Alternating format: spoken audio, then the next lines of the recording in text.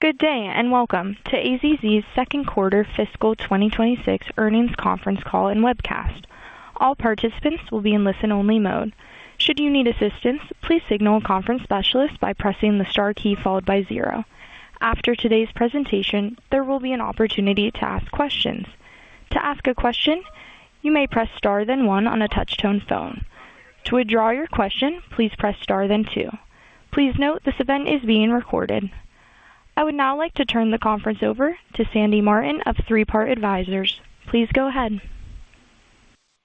Good morning. Thank you for joining us today to review AZZ's second quarter fiscal 2026 results for the period ended August 31st, 2025. Joining the call today are Tom Ferguson, President and Chief Executive Officer, Jason Crawford, Chief Financial Officer, and David Nark, Chief Marketing, Communications, and Investor Relations Officer. After today's prepared remarks, we will open the call for questions. Please note that the live webcast for today's call can be found at www.azz.com/investor-events. Before we begin, I would like to remind everyone that our discussion today will include forward-looking statements made in accordance with the Safe Harbor provisions of the Private Securities Litigation Reform Act of 1995. By their nature, forward-looking statements are uncertain and outside the company's control. Except for actual results, AZZ's comments containing forward-looking statements may involve risks and uncertainties, some of which are detailed from time to time in documents filed by AZZ with the Securities and Exchange Commission, including the latest annual report on Form 10-K. These statements are not guarantees of future performance, therefore undue reliance should not be placed upon them. Actual results could differ materially from these expectations. In addition, today's call will discuss non-GAAP financial measures, which should be considered supplemental and not as a substitute for GAAP financial measures.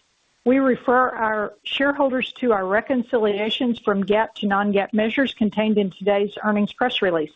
I would now like to turn the call over to Tom Ferguson. Thank you, Sandy. Good morning, and thank you for joining us to review AZZ's financial results today. We delivered solid second quarter results. Total sales increased by 2%, adjusted earnings per share rose 13.1%, and operating cash flow improved by 23%, underscoring our disciplined execution in a highly dynamic environment. Metal Coatings achieved a strong double-digit sales growth supported by higher volumes and sustained momentum related to robust infrastructure project activity. Metal Coating margins of 30.8% were down slightly as our mix of solar and transmission distribution increased, and these tend to be slightly lower margin markets. We remain confident in the strength of our core markets and the growth potential ahead for galvanized steel in construction, industrial, and electrical utility projects this year. Similar to others in the industry this quarter, Precoat Metals faced some mixed market conditions, particularly in relation to tariffs, but focused on protecting margins while pursuing market share opportunities. While Precoat benefited from the tariff impact on pre-painted imported metal, they faced headwinds due to softer building construction that extended to HVAC and appliance end markets. Looking ahead, we are encouraged by Precoat's new customer wins, which are generating market share gains. This is primarily due to a strong focus on key markets impacted by reduced access to imported pre-painted metal, including the aluminum container market. Our container and beverage results continue to reach new highs during the quarter, indicating that the shift from plastic to aluminum is gaining momentum as we ramp production at the new facility in Washington, Missouri. However, the overall demand outlook remains mixed for Precoat's end markets, so we are maintaining a cautious outlook as ongoing tariffs have contributed to customer hesitation on non-infrastructure related projects. Dave will provide more details on industry trends and AZZ's end markets shortly.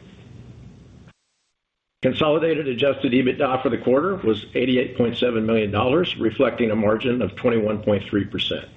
The divestiture of the Electrical Products Group through the Avail joint venture created a modest EBITDA headwind in the quarter, which Jason will address shortly. At our new Washington, Missouri facility, sales continue to increase and operating leverage is improving as we ramp up production. We remain confident in achieving gross margin improvements as volumes grow at the new site through the second half of the year. AZZ's proprietary technology continues to set us apart. We continue to pursue technology upgrades ranging from updating system applications, continuing to migrate data systems to Oracle, exploring AI opportunities, and developing new galvanizing and coating processes to drive operational efficiencies across our broad network of facilities. As is normal for our metal coatings team, they quickly integrated the newly acquired Ohio facility onto Oracle and DGS, which is our proprietary digital galvanizing system. With that, I will turn it over to Jason. Thank you, Tom. For the second quarter, we reported sales of $417.3 million, representing a 2% increase from $409 million in the prior year period. Growth was led by our metal coating segment, where sales increased 10.88% over the prior year's quarter, driven by higher volumes and supported by infrastructure-related spending across our largest verticals. In contrast, pre-coat metal sales declined 4.3% due to a weaker end market environment, reflecting lower volumes in building construction, HVAC, and appliance end markets. As Tom mentioned, pre-coat continues to win market share in a competitive and dynamic marketplace. The second quarter's gross profit was $101.3 million, or 24.3% of sales, compared to $103.5 million, or 25.3% of sales in the same quarter of the prior year. The pre-coat metal segment margins were impacted by customer buying patterns and the introduction of our new aluminum coil coating facility, which when combined contributed to have a small drag in margins. Whereas in the metal coating segment, product mix was slightly unfavorable in comparison to the prior year quarter. Selling, general and administrative expenses totaled $32.8 million in the second quarter, or 7.9% of sales. This compares favourably to last year's second quarter, which was $35.9 million, or 8.8% of sales. Operating income for the quarter was $68.5 million, or 16.4% of sales, compared with $67.6 million, or 16.5% of sales in the prior year's second quarter, reflecting the strength in operational execution on lower volumes. As noted last quarter, Fernweh, our 60% joint venture partner in Avail, divested the majority of its electrical products business in the quarter. For the second quarter, this transaction resulted in accounting adjustments to record an additional gain on the sale. Combined with other adjustments and operating performance of the remaining businesses, we reported equity and earnings of $59.3 million in the quarter. On an adjusted basis, our quarterly equity and earnings reflected a loss of $2.3 million from continuing operations. The loss in the quarter is primarily due to the excess overhead costs resulting from the divestiture of the electrical products business and the traditionally weaker summer season from Avail's welding solution business. Looking ahead, regarding our 40% ownership interest in the remaining Avail business, which now consists of welding services, lighting, and some international joint ventures, we are forecasting equity and earnings from unconsolidated subsidiaries to be zero for the remainder of the year. Interest expense for the second quarter was $13.7 million, representing a significant improvement of $8.2 million from the prior year due to a combination of debt paydown, debt repricing, and the accounts receivable securitization facility introduced in the quarter. The accounts receivable facility has a borrowings limit of $150 million and is accounted for as secured borrowings with an interest rate of 1 month SOFR plus 95 basis points, creating expected annual interest savings of $1.4 million versus current borrowings on the term loan. During the quarter, 100% of the proceeds received from this facility were used to pay down existing debt. The current quarter's income tax expense was $25 million, reflecting an effective tax rate of 21.9%, compared to 25.6% tax rate in the prior year's quarter. The tax rate reduction in the quarter is due to an increase in R&D tax credits attributable to technology spend in our new build Washington, Missouri facility. Reported net income for the second quarter was $89.3 million, compared to $35.4 million for the prior year quarter.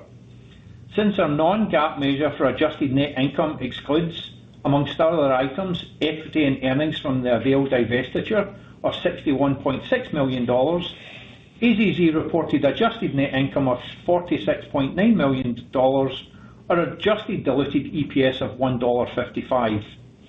This compares favorably to the prior year's adjusted net income of $41.3 million, or adjusted diluted EPS of $1.37, an increase of 13.1% compared to the same period of the prior year.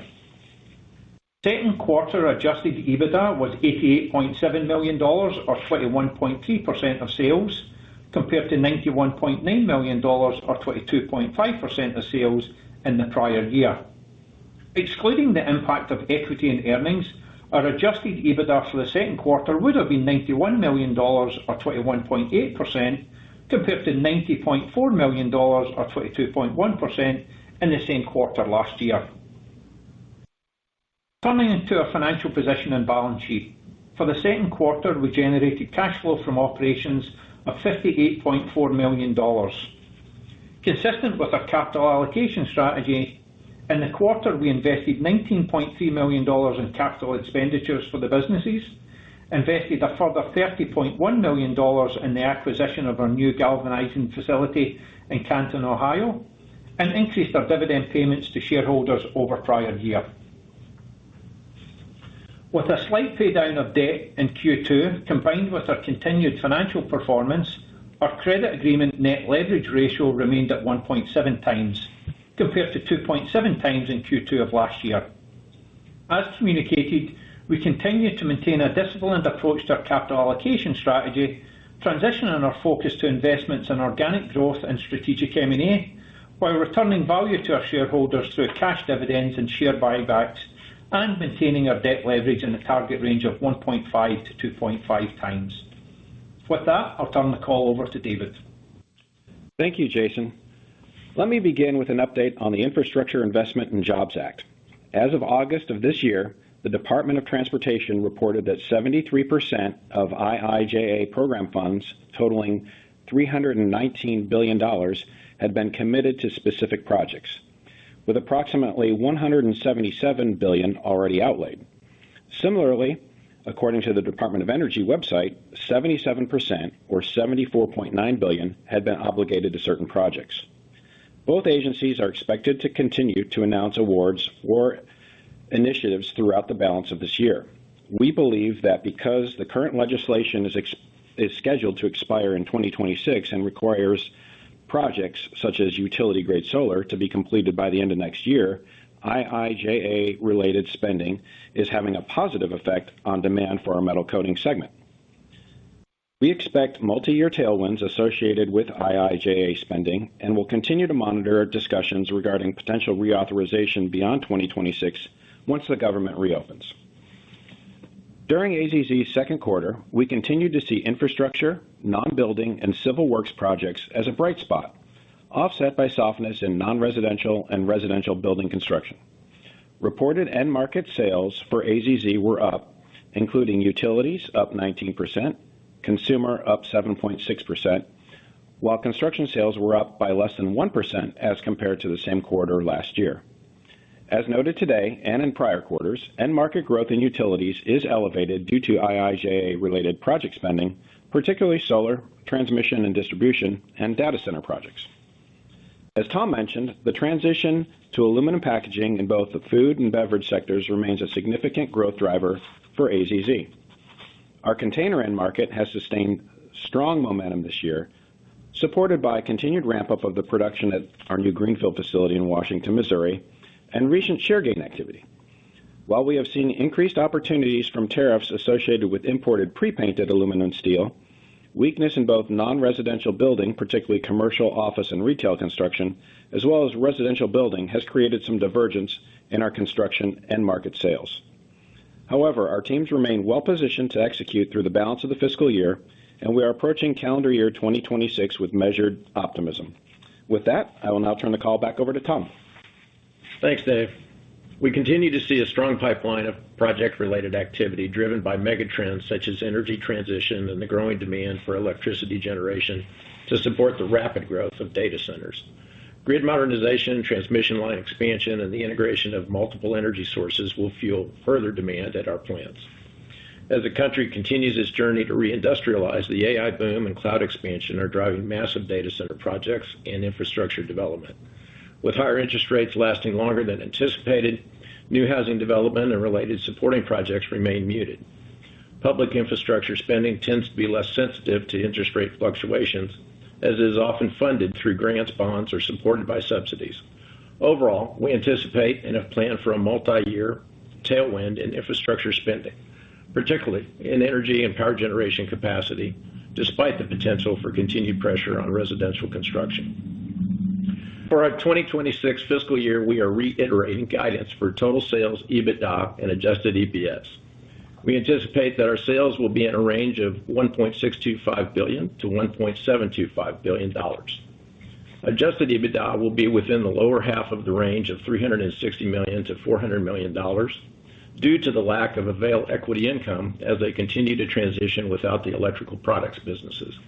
Adjusted diluted earnings per share will be in a range of $5.75 to $6.25, which translates to an increase of between 10 to 20% over the fiscal 2025 adjusted earnings. Although markets may be choppy in the second half of our current fiscal year, which extends through February 2026, our numbers are supported by strength in projects and structural steel demand forecasts. We continue to strengthen our operational performance and maintain disciplined execution at each of our facilities. Our liquidity position and balance sheet are strong and flexible, with a low debt-to-EBITDA ratio, especially given our cash generation capabilities.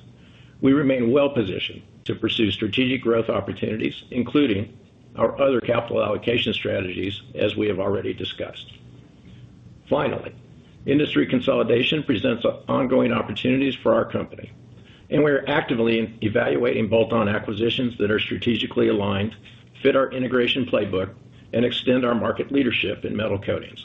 Our M&A pipeline is healthy, and we plan to remain disciplined in pursuing only high-quality opportunities that create long-term accretive value for our shareholders. As always, I would like to express my gratitude to our hardworking and highly talented team for executing AZZ's shared vision of growth, profitability, and operational excellence. Our mission is to create superior value within a culture where our people can grow and traits matter. Our culture is built on providing outstanding quality and services directed within our servant leader mindset. These principles continue to shape our path forward and underpin our success. I am proud of our team's execution of the fiscal 2026 plan so far this year and remain confident we are positioned for continued growth and success. We are committed to driving top-line growth, enhancing profitability, and generating robust cash flow, all of which are supported by a disciplined capital allocation philosophy. Through the successful execution of our strategic priorities, we believe we will continue to deliver sustainable value for all of our stakeholders. Now, operator, we would like to open up the call for questions. We will now begin the question and answer session. To ask a question, you may press star then one on your touch-tone phone. If you are using a speakerphone, please pick up your handset before pressing the keys. If at any time your question has been addressed and you would like to withdraw your question, please press star then two. At this time, we will pause momentarily to assemble our roster. Our first question comes from Ghansham Panjabi with Baird. Please go ahead. Hey guys, good morning. I guess, first off on the pre-coat market share gains that you called out, Tom, can you just give us a bit more color on that dynamic? And maybe dimensionalize the boost for AZZ. And I'm just asking because obviously volumes were down in the quarter. You cited some of the obvious in terms of construction and so on and so forth. How should we think about the contribution from the share gain piece? Yeah, I think so a couple of things there. One, we picked up share gain because and we'd referenced it, the pre-painted imports because of the tariffs are down significantly. So that's been transitioning to domestic supply, and we're painting, at least as much as our share. But if you take that, it's probably, David, about 10% on imports. So we've picking up our share of it. So we've picked up 3 or 4% to offset the roughly 9-10% market decline. So it's just offsetting, but it's also positioning us, depending on what happens with tariffs, hopefully to sustain that market share and be able to take advantage of it as we go forward. As we're picking up new customers, new applications, converting that, and that's pretty much at our normal margin profile. So it's not like we've had to go aggressively discount to take that share, which is why I'm also confident that those margins will continue to flow through going forward post market softness, if you will. Sure. And so sticking with Precoat, so some of the challenges that you called out, building construction, HVAC, appliances, they all seem sort of, aligned towards the same theme. It doesn't seem like there's any short-term catalyst for those end markets in terms of reversing that weakness. Would it just be the share gains and then the Washington, Missouri facility that are the positive offsets? And how do you think that nets out for segment volumes as we think about the back half of the year for Precoat? Yeah, I'll start, and then Jason can probably add some additional color. I think you pretty much summed it up. So we're going to continue to, assuming the tariffs stay in place, which looks like they will, then we should be able to sustain those market share gains from picking up the past imported pre-painted metal. Two, we do have the Washmo site. It's still, I think we're saying it's running about 20% of its capacity or some number thereabouts. So it's still got a ramp to it as the next 6 months go on, and pretty significantly.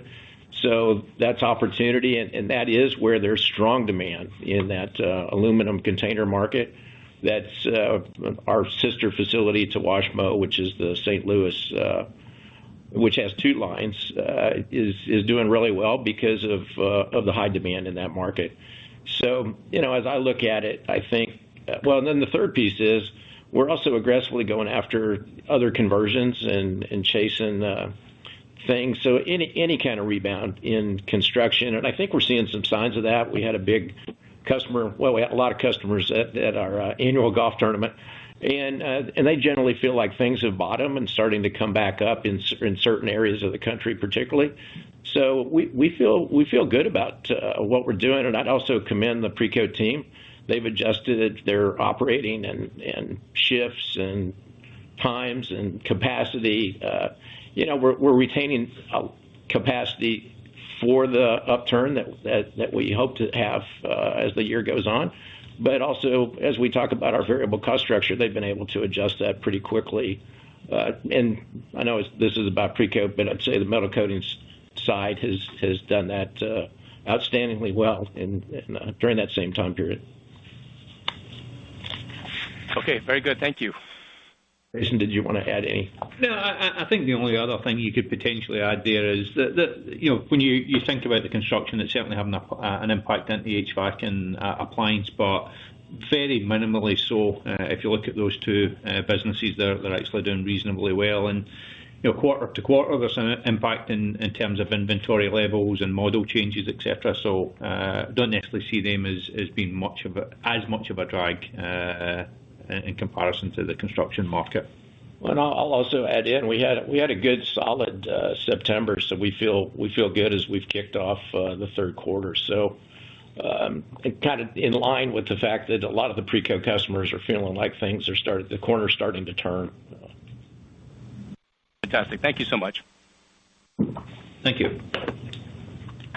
The next question comes from Nick Giles with B. Riley Securities. Please go ahead. Yeah, thank you, operator. Good morning, everyone. Guys, still a very solid quarter here, and I wanted to just hone in on the guidance for a second. So you've reiterated your adjusted EBITDA guidance, and just curious, really, what would take you to the higher low end of the range at this point? I mean, how much is end market driven versus operational, and then how much EBITDA could Washington incrementally contribute as volumes continue to ramp? Thank you. I'll answer the first part of that, and then Jason can opine on Washington. I feel like when it comes to and I don't know if this has got missed or not. We've talked about it a few times, but you look at the $14-15 million of Avail EBITDA impact from last year versus we've signaled zero for Q2, Q3, and Q4 for Avail. And so that's the biggest impact in terms of our EBITDA guidance. And I'd say that was harder for us to predict until now. We can see with primarily WSI as the main asset left in Avail. And they had just gone through this. Summer's always weak because there's just not turnarounds and outages during summer. So we've felt that, and going forward though, they do come back into so in terms of the upside, hopefully they do have a strong fall season, which is back to how turnarounds and outages run. I think interest savings is going to continue. We've paid down the debt. We continue even after acquiring Canton. We paid down some debt. So and interest rates have finally moved a little lower, and we've done that through our own actions in terms of repricing and the securitization. So we feel good about that. It's mostly embedded in our outlook, but there's upsides to that, and then hopefully we get a deal or two done particularly on the galvanizing side that before the end of the year, and have some impact there, and because obviously the assets we're buying are going to be good galvanizing assets that we hope to improve as well. I think those are all the kind of pieces. Precoat's performing well. I think they're driving to sustain those margins over 20%, and given the volume fall off, so as volumes pick up at all, that could also be upside to us. And then we do believe the metal coatings folks are driving hard to sustain that 30-31% margin profile while taking advantage of the higher than expected growth, driven partly by regulatory changes and the threat that solar is going to go away. So we're seeing lots of solar and pole transmission distribution kind of activity, which is we signal maybe slightly lower margin than on balance, but it's really, really good volumes. So we like that stuff a lot. And then Jason on Washington. Yeah, certainly Washington, as we've previously communicated, would be a drag in margins in the first half of the year and then start to turn positive in the second half of the year. And, we're very much in line with that. It was around about $2 million of a hit to margins in the first, in Q2 essentially. From a contribution margin point of view, the business is contributing with the volume it's flowing through there. We know that's ramp up volume. But obviously you've got the fixed costs associated with that facility, and largely the fixed costs are driven by depreciation of the $125 million. So it's very much in line with expectations. As you start to look at the second half of the year, then Q3, Q4, it starts to ramp, and we're very much in line with the expectation of that ramp profile. We'll start to hit capacity towards the 50% arena through Q3 and into Q4. And then really see that start to pop in Q4. So very much aligned with expectations and very much built into original guidance and where we sit here today. Tom, Jason, I really appreciate all that detail. Maybe just back on the coil coating side. I mean, you've obviously deployed meaningful growth capital to expand capacity with Washington, but in the past, I think you have spoken about there could be some margin expansion opportunities on the coil coating side that could require some capital. Can you just remind us how you're thinking about that opportunity today? What would be the timing around kind of a project like that, and how many quarters would something like that undertake? Thank you. Yeah, and to be fair, I don't think there's any one big silver bullet out there. I think there's multiple projects that we've started to kick off coming through the summer program that will start to incrementally see some benefits, and we're seeing them start to kick in. And to be fair, that's applicable to both sides of the business. There's as we've highlighted, our capital allocation is looking at outside and inside, and some of the projects that sat in the sidelines are now getting turned into execution. So, again, I don't think there's going to be a big boost in terms of a step function, but we're going to continue to drive the opportunities that we see in front of ourselves. Guys, thanks again. Keep up the good work. Thanks. The next question comes from Adam Thalhimer with Thompson Davis. Please go ahead.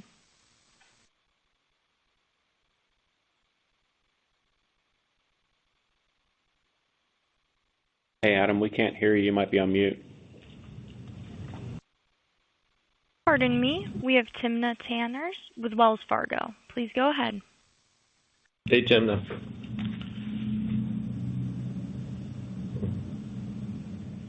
Import opportunity, is that fully played out, or are we still in somewhat early innings? I know that imports only really started to drop off more recently, so I'm just wondering if we could see a bit more share gains still to come.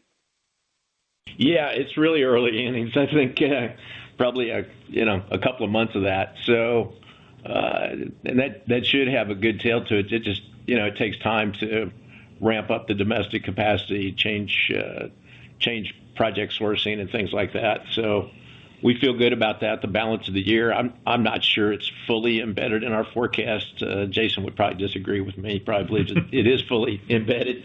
But I'm probably more the optimist. And so I look forward to that because we're engaging with some new customers and able to demonstrate our value add capabilities in terms of quality service and particularly responsiveness. And it does impact I would say it does have a slight negative impact on our margin profile because a lot of these are smaller orders.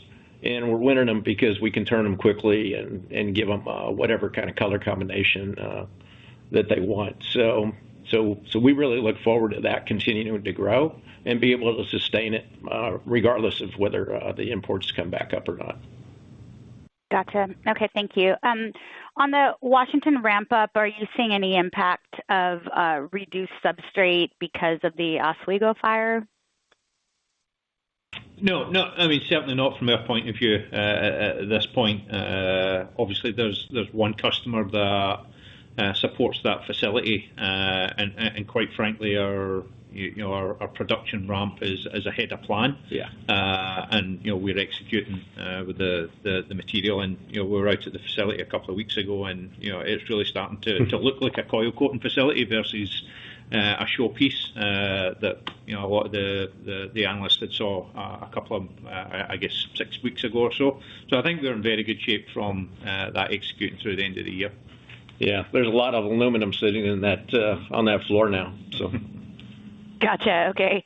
All right. And then final one for me, if I could, wanted to just probe a little bit more the M&A pipeline. Any updated thoughts on the economy having any impact on, more or less appetite to sell to you at this juncture? Thanks.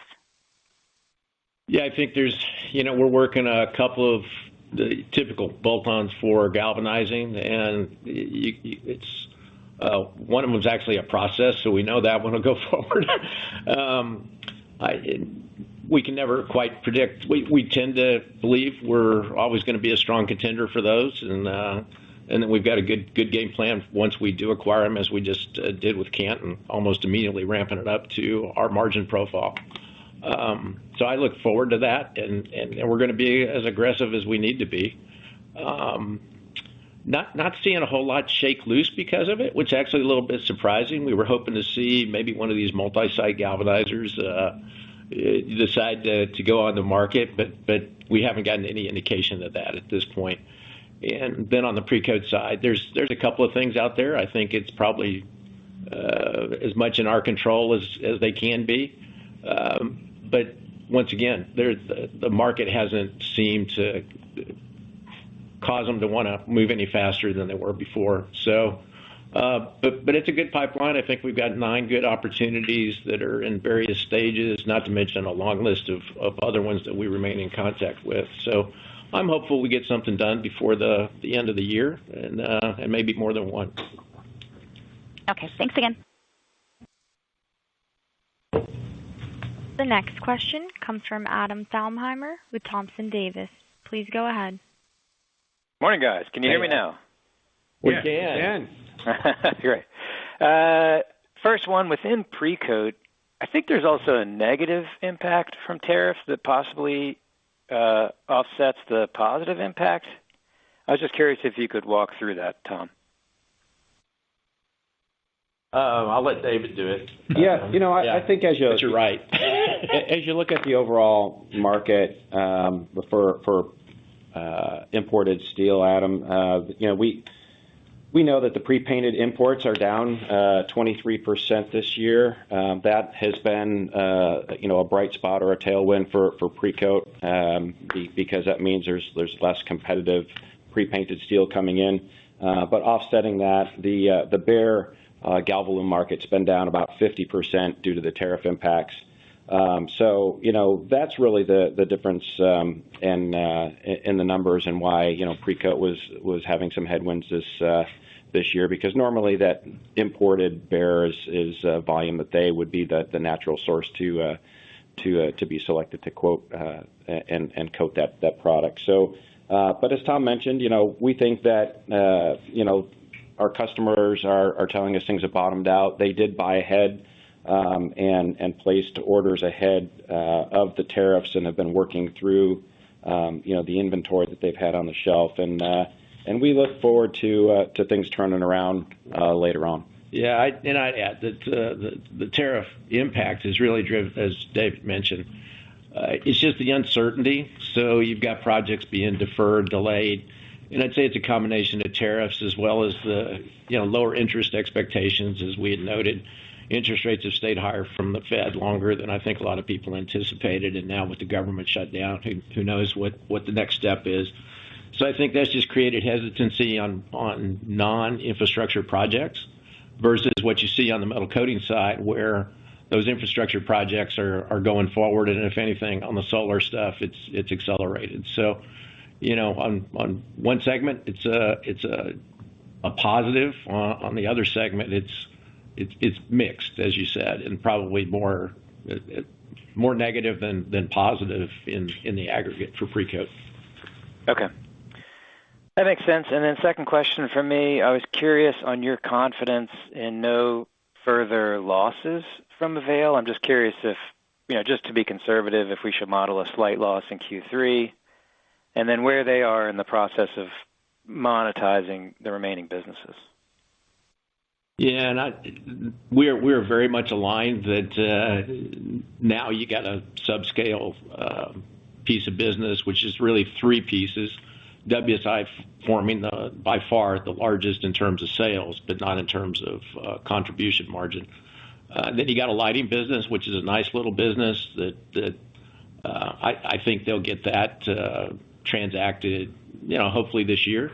And then there's a Chinese joint venture high voltage bus business that once again I'd hope that they could get that transacted this year. WSI is a tougher one because it's a little more impacted from a market perspective in terms of refinery turnarounds and things like that. So that's probably we'd prefer not, but it's probably a longer term piece.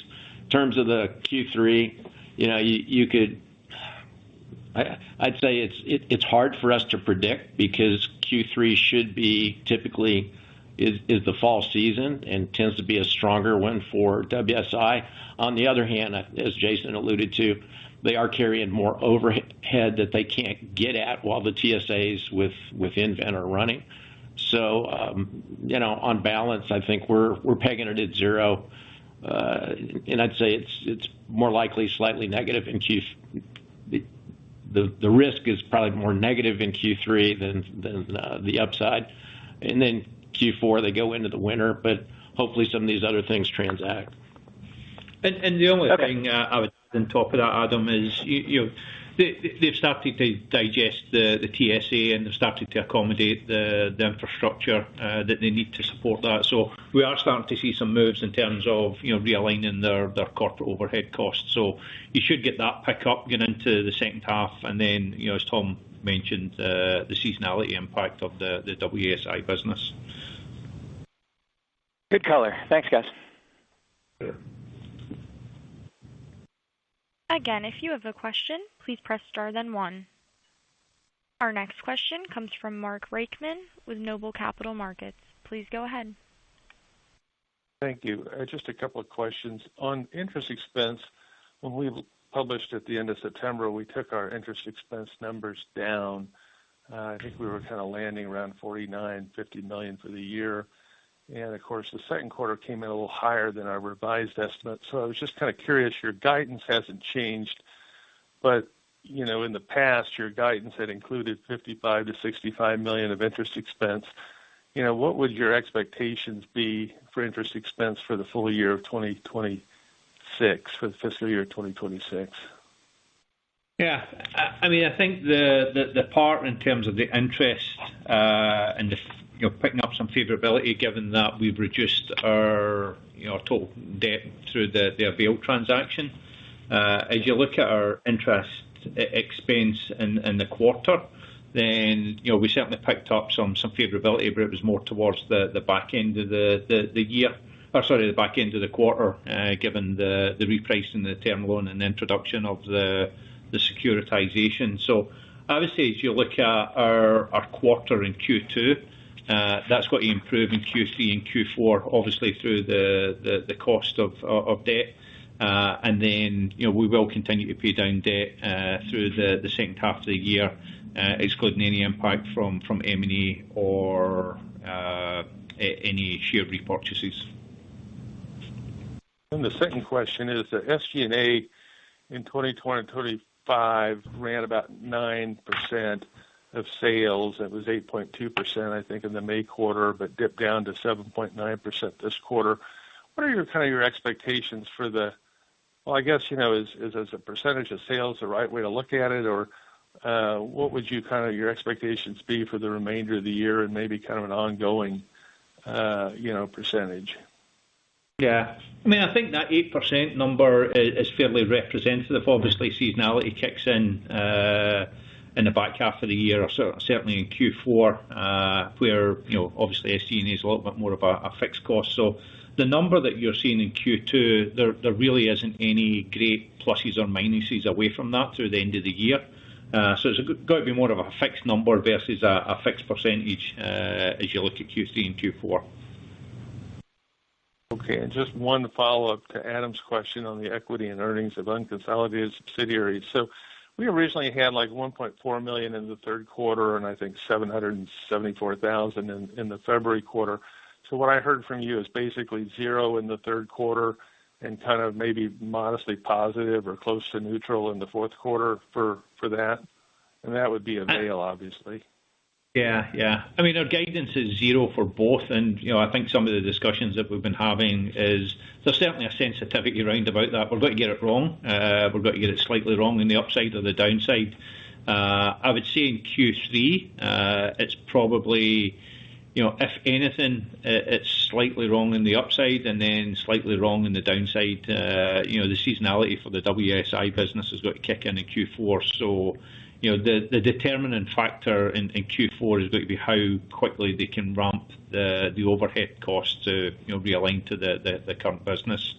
But really, as you look at the numbers, then in theory, in Q3 and Q4, it should be a very minimal plus or minus round about zero. Okay, that's very helpful. Thank you very much. Sure. Thank you. The next question comes from John Franzreb with Sidoti & Company. Please go ahead.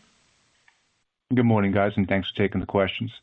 I actually want to go back to one of your responses to an earlier question about Precoat doing better in September. Do you have any idea, or can you give us any color as to what's driving maybe the recovery in Precoat during that month? I mean, the only thing I would add is, there's certainly fluctuations month to month, and inventory buying patterns plays a part into that. And obviously, we're still coming through our strong construction season. So, shipments versus, building inventory versus depleting inventory. You're into that time period where you're starting to look at the end of the season and accommodating your inventory for that. And again, quite frankly, in September, we've seen a little bit of strength. So our customers, if you take that one single data point, our customers are, looking for a healthy end to the season, would be my takeaway.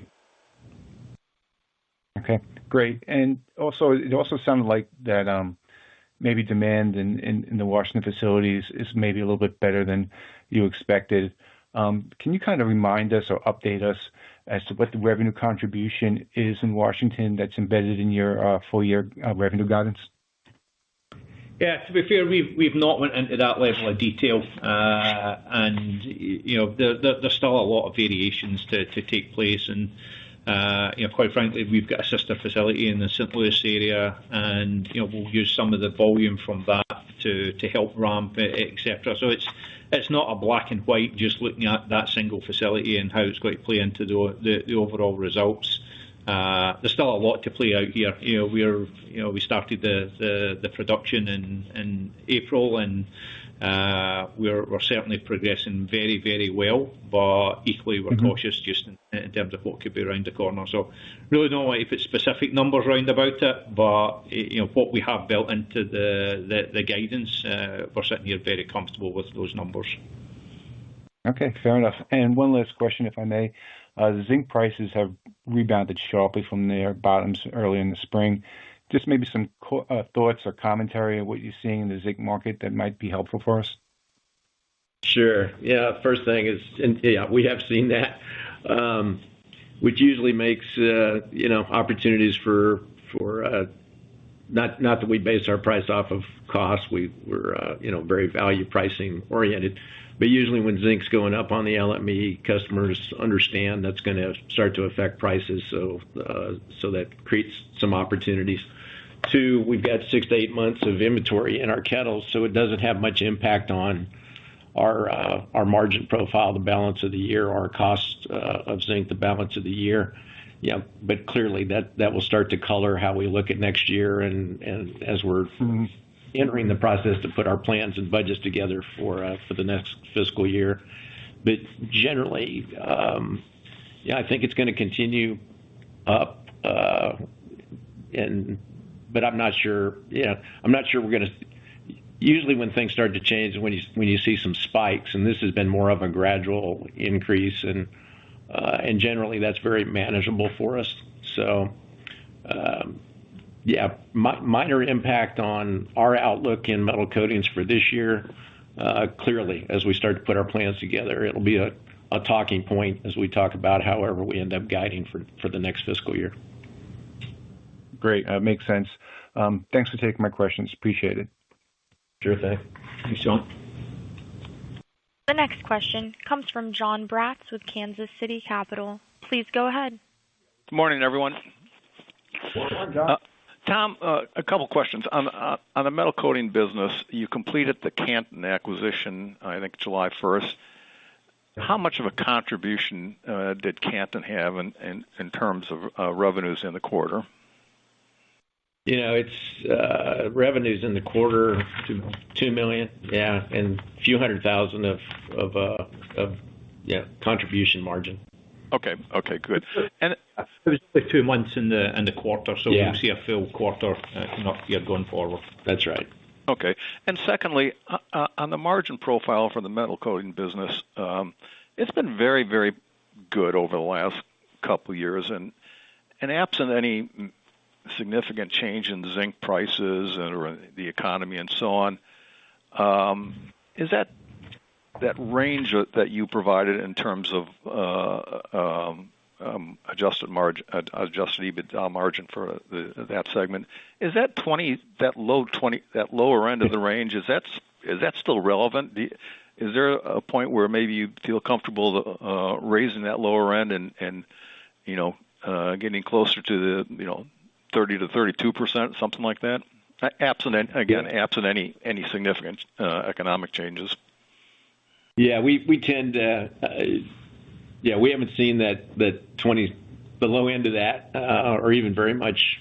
I think one quarter we were below 30%, which was last winter. We had a rougher than normal Q4 last year.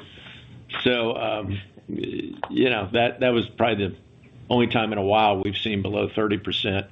But yeah, I think we're pretty confident in this. Where we're at is 30 to 32%. We'll look at that as we go into the planning process. We just completed our strategic plan, and we'll be rolling out some communication on that as we go forward. But Yeah, we're pretty comfortable with their margin profile at holding in the 30+% range the balance of this year. So yeah, we might get comfortable to guide to a tighter range on that. So.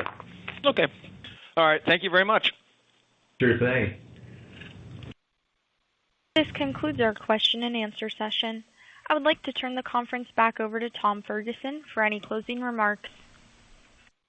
Yeah, just a couple of things. I don't think we got any questions on share buybacks. Jason alluded to it, but we had kind of guided that we'd be buying. We issued a 10b5-1 that for $20 million at a couple of price points. I think I'm confident we will get $20 million of our shares bought in over the next perhaps few weeks to a couple of months, and look forward to doing that. And because we think we're still a great high value stock and business with an outstanding outlook, particularly as we kind of finish out the choppiness of this year and look forward to next year. So thank you for joining us. We look forward to talking to you after our third quarter results.